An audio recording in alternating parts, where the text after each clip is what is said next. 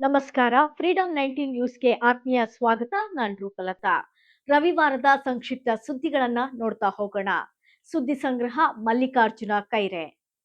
Israel ಅಮೆರಿಕವನ್ನು ಕ್ಷಮಿಸೋ ಮಾತೇ ಇಲ್ಲ, ಆದರೆ ನೆರೆಯ ರಾಷ್ಟ್ರಗಳ ಕ್ಷಮೆ ಕೋರಿದ ಇರಾನ್.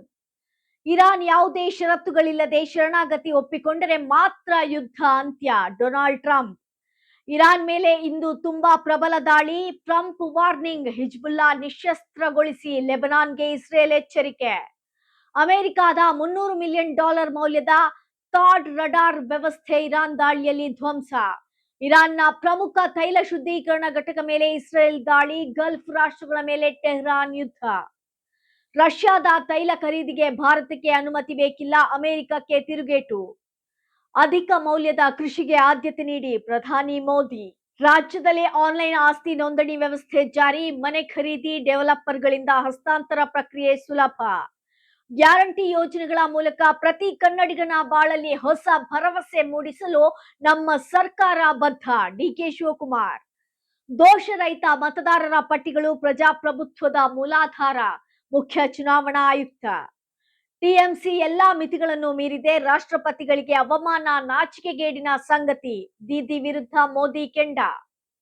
10ನೇ ತರಗತಿ ಪಾಸಾದ ನಿರುದ್ಯೋಗಿಗಳಿಗೆ ಇಂದಿನಿಂದಲೇ ₹1,500 ಭತ್ಯೆ. ದೀದಿ ಭರ್ಜರಿ ಗಿಫ್ಟ್. ಬಿಹಾರ ಸಿಎಂ ನಿತೀಶ್ ಕುಮಾರ್ ಪುತ್ರ ನಿಶಾಂತ್ ರಾಜ್ಯ ರಾಜಕಾರಣಕ್ಕೆ ಎಂಟ್ರಿ. ಮಾರ್ಚ್ 8ಕ್ಕೆ ಜೆಡಿ ಸೇರ್ಪಡೆ. ಗ್ಯಾಸ್ ದರ ಏರಿಕೆ. ಕೇಂದ್ರದ ವಿರುದ್ಧ ಕಾಂಗ್ರೆಸ್ ಪ್ರತಿಭಟನೆ. ಬಜೆಟ್ನಲ್ಲಿ ಅಹಿಂದ ಮಂತ್ರ ಜಪಿಸಿದ ಸಿದ್ದರಾಮಯ್ಯ. ₹44,632 ಕೋಟಿ ಅನುದಾನ ಮೀಸಲು. ಕೇಂದ್ರ ಸರ್ಕಾರ ಟ್ರಂಪ್ನ ಕೈಗೊಂಬೆಯಂತೆ ವರ್ತಿಸುತ್ತಿದೆ. ಸಚಿವ ಡಾಕ್ಟರ್ ಎಂಸಿ ಸುಧಾಕರ್. ಭಾರತದ ಬಗ್ಗೆ ಅಮೆರಿಕ ವಿದೇಶಾಂಗ ಸಚಿವರ ಹಗುರ ಹೇಳಿಕೆ. ಮೋದಿ ಜೈಶಂಕರ್ ಕಾರಣ ಎಂದ ಪ್ರಿಯಾಂಕ್ ಖರ್ಗೆ. ಸಾರಿಗೆ ಕ್ಷೇತ್ರಕ್ಕೆ ಸರ್ಕಾರ ಬಂಪರ್ ಘೋಷಣೆ. ₹2,000 ಕೋಟಿ ವೆಚ್ಚದಲ್ಲಿ 4,000 ಎಲೆಕ್ಟ್ರಿಕ್ ಬಸ್ಗಳ ಸೇರ್ಪಡೆ. ಬೆಂಗಳೂರಿನಲ್ಲಿ 124 ಬಾಂಗ್ಲಾದೇಶಿಗರು ವಶಕ್ಕೆ.